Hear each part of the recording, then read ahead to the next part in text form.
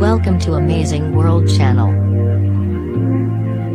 Tens of thousands of demonstrators have rallied in Barcelona and Madrid amid growing calls for talks following the political crisis sparked by Catalonia's push for independence.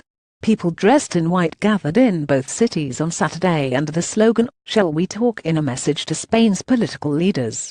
Organisers of the rallies had asked people to not bring any flags, neither Spanish nor Catalan, and to wear white clothing. Miquel Iceta, the leader of the Catalan arm of the Spanish Socialist Party, said we have to find a new way forward. It's the moment to listen to the people who are asking for the problem to be solved through an agreement, and without precipitated and unilateral decisions. In Madrid they gathered in a plaza outside the city hall and called for dialogue to end the crisis. Irina Diaz, a 36-year-old doctor, said she was demonstrating so that there would be dialogue before we lose ourselves, so they try and sit down and talk. She said there is a lot more tension and violence. Each time it gets worse. Such violence makes you afraid. It has generated a lot of fear, and that's dangerous. A rival rally was also held nearby in Madrid's central Plaza de Colón, where thousands waving Spanish flags joined a patriotic march organized by activists to defend the unity of Spain and protest against Catalan independence. Joaquin Pinas, an off-duty soldier with a Spanish flag draped round his shoulders, said the crisis had reached a turning point, and we need to get actively involved in the defense of Spain's values as a nation. If Catalonia were to declare independence, it would be like cutting off an arm, he added, saying there was a lot of concern about the government's perceived lack of action to resolve the crisis. I don't have much confidence in the government. It is not a very proactive government. Mariano Rajoy is anything but a leader. To be honest, he's awful.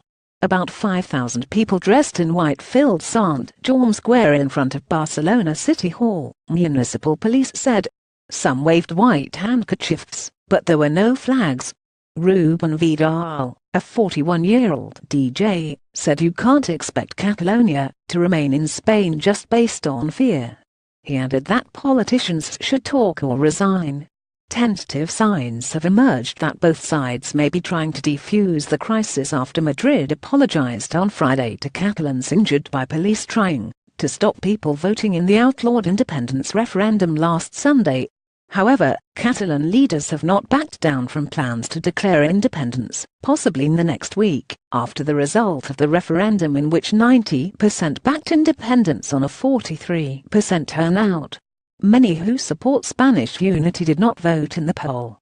There has to be a commitment to dialogue, said Jordi Cuixart, the president of one of the grassroots groups driving Catalonia's separatist movement. We will continue to demand a commitment that the referendum law be fulfilled. Rajoy, the Spanish prime minister, has vowed to block independence and rejected calls for mediation. People rally in Sant Jaume Square in Barcelona. Photograph Emilio Moronati at the Catalan government minister Santi Vila, a close ally of the regional president, Carles Puigdemont, said his side might consider a ceasefire in the dispute. Puigdemont had been due to appear at the regional parliament on Monday, but has postponed it by a day, in an apparent attempt to gain time and ease tensions. Spain's constitutional court has ordered the suspension of the Monday session. If Catalonia does declare independence, Spain could suspend the region's existing autonomous status and impose direct rule from Madrid. Businesses and the government have kept up economic pressure on Catalonia, with several big companies, including the banks Sabadell and CaixaBank, announcing plans to shift their headquarters to other parts of Spain. Madrid passed a measure on Friday making it easier for businesses to move their legal bases from one region to another.